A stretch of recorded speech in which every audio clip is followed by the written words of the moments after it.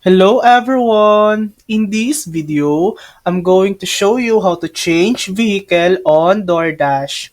First, open the DoorDash app on your device. Tap on your profile picture in the top left corner. Select Account Settings from the menu. Tap on Vehicle Management or just Vehicles, depending on your version of the app. To add a new vehicle, tap Add New Vehicle or select an existing vehicle you want to update. Now, fill in the required details like vehicle, make and model, license plate number, and insurance details.